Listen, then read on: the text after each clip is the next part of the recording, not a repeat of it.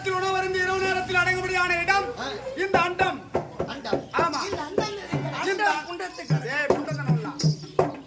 இந்த அண்டம் அந்த ஆகாயத்தில் கிடக்கும். ஆகாய நாகத்தில் கிடக்கும். நாக வாழ்வு கிடக்கும்.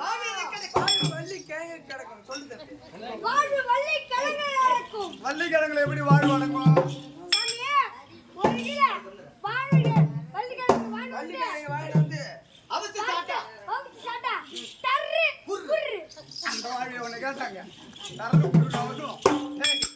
வாழ்வு என்பது எம்ஜிஆர் உடம்புக்குள்ள ஓடிய நாதம் நாதத்தில் கிடக்கும். அந்த நாதம்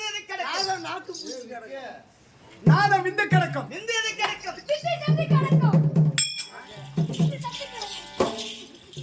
அதுக்குண்டிய சண்டை பார்த்துட்டு நீ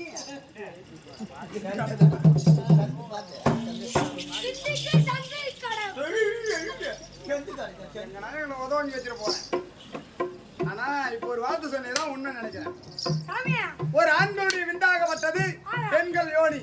அதாவது இந்த சக்தி கிடக்கும். சக்தி கிடக்கும்.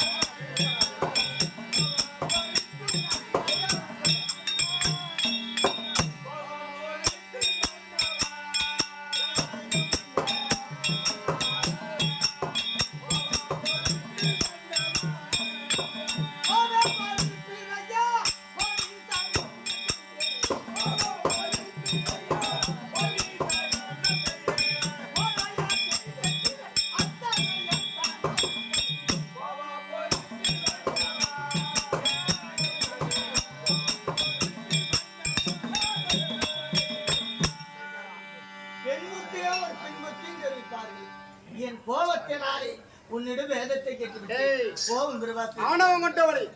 நான் வரமளிக்க சென்று வருகிறேன் என்று சொன்னேன். என் வார்த்தையை கேட்காமல் தடுத்து என்னை வேதத்தை கேட்டு என் கோபத்திற்கு ஆளாகிவிட்டான். எப்பொழுது வேதங்கள் கேட்டாயோ என் இடமாகத்தில் உனக்கு வேலை என்பது கிடையாது. பேசக்கூடாது. மலையாள தேசத்தை சோட்டானிக்கரை என்று சொல்லும்படியான எல்லையிலே மலையாள பகவதியாக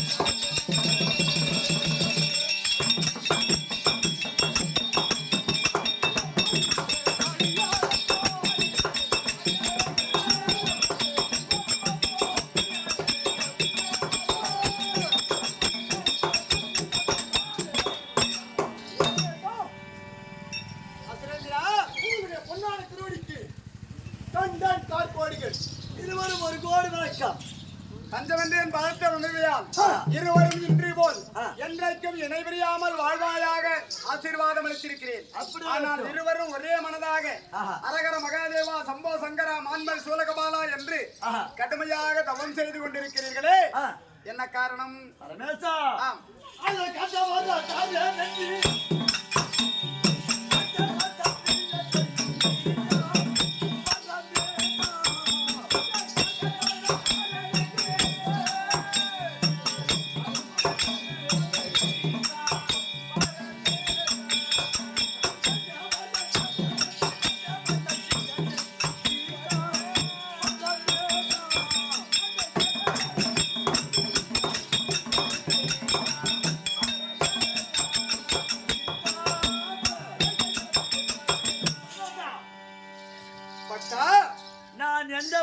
எதை கேட்டாலும் சரி தடை இல்லாமல் கொடுப்பேன் என்று ஒரு சத்தியம். யார் வந்து எதை கேட்டாலும் இல்லை என்று சொல்லாமல் கொடுக்க முடியாத கடவுள் நான். ஆஹா, இல்லை என்று சொல்லாமல் கொடுப்பதனால் தேவர்கள் எனக்கு தட்டான் என்று ஒரு பெயரை கொடுத்திருக்கிறார்கள். ஆகினால் உங்களுக்கு சத்தியம் என்பது தேவையில்லை. எதை வேண்டும் என்றாலும் கேளுங்கள். பரமேசா, இந்த காலத்தில் என் கண்ணியனை நம்ப முடியாது. ஒரு உன்னை சின்ன எப்படி சத்தியம். நம்புவேன்? சத்தியம் செய்தால் நம்புவேன். உங்க கண்ணியை நீங்க நம்ப மாட்டீங்க. பரமேசா, சத்தியம் பண்ணாதான் நம்புவீங்களா? சின்ன சத்தியம். ஆகாயவாணி சாட்சி பூமாதேவி எரிய. சரி, எதை கேட்டாலும் தடை இல்லாமல் தருகிறேன். தரக்கூடியதாக இருக்கு. பரமேசா, என்ன வேண்டும்? என்ன வரம் என்றால் அந்த சாகா வரம் என்றால்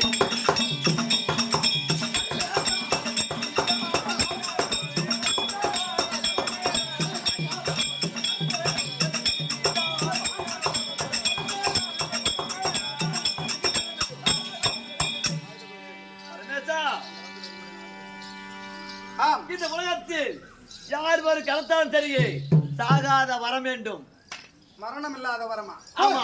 வேற என்ன வேண்டும்? பரமேசா, அந்த தேவராலும் வரணும்.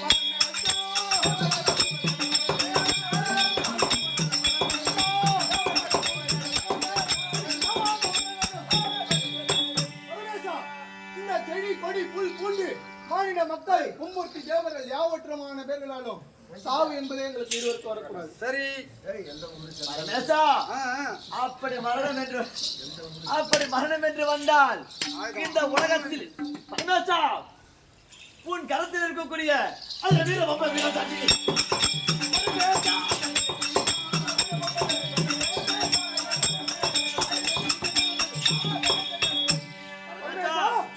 உன் கரத்தில் இருக்கக்கூடிய மான் மழை சூழ கபாலன் வீர பொம்பை வீர சாட்சி சொல்லக்கூடிய 32 ஆயுதங்கள் எங்களுக்கு வேண்டும். என் கரத்தில் இருக்கும்படியான வீரச்சாட்டி, வீர பம்பை, பம்பை, உடுக்கை, சிரமம், மந்திரவாள், பண்டார பெட்டி, 32 ஆயுத பரிசுகளும் உங்களுக்கு வேண்டும். எங்களுக்கு வேண்டும். இதெல்லாம் வச்சுட்டு நீங்க என்ன பண்ண போறீங்க? பரமேசா,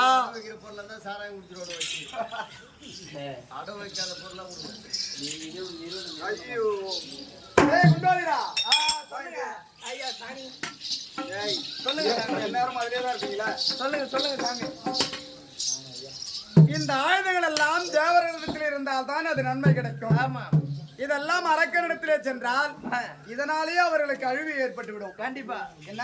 ஆமா, எது எது யாருகிட்ட இருக்கணுமோ அவங்க கிட்ட தான் இருக்கணும். ஆமா.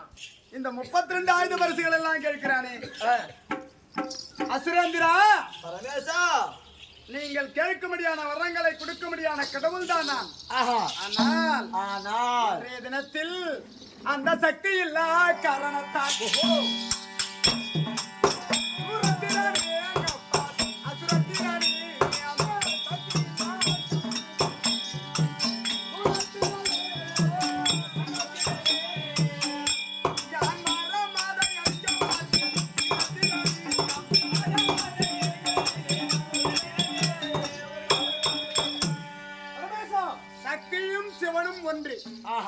சக்தியாகப்பட்டவள் எப்போதும் என்னுடைய திரேகத்திலே சரிபாதியாக இருப்பாள்.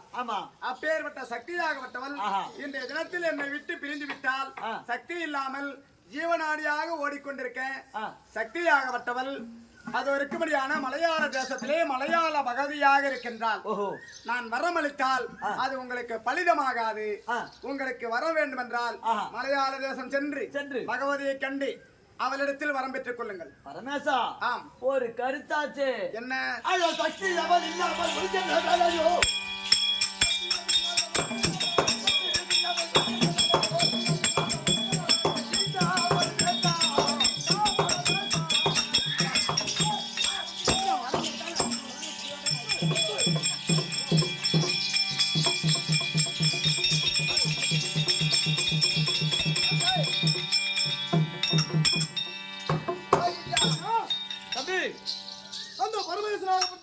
அவன் விருத்தபடி மலையாள தேசம் சென்று மலையாள பகவதியை வர வாங்க வேண்டும். வர வாங்கி போகலாமா? தந்திரமாக நயமா பேசி அந்த அம்மனுடைய பாதத்தை பணிந்து வரத்தை பெற்றுக்கொண்டு நாம் யார் என்று பிறகு காட்டலாம். அதானா? போகலாம். இது எப்படியாக அரக்கர்கள் 2 பேர்களும் பரமனிடத்திலே வரத்தை கேட்டதனால் கொடுக்க மாட்டேன் என்று சொன்ன காரணத்தினால் அது மலையாள தேசம் தேடி செல்ல பரமனிடத்திலே சாபத்தை பெற்ற மலையாள பகவதி தர்ப்பா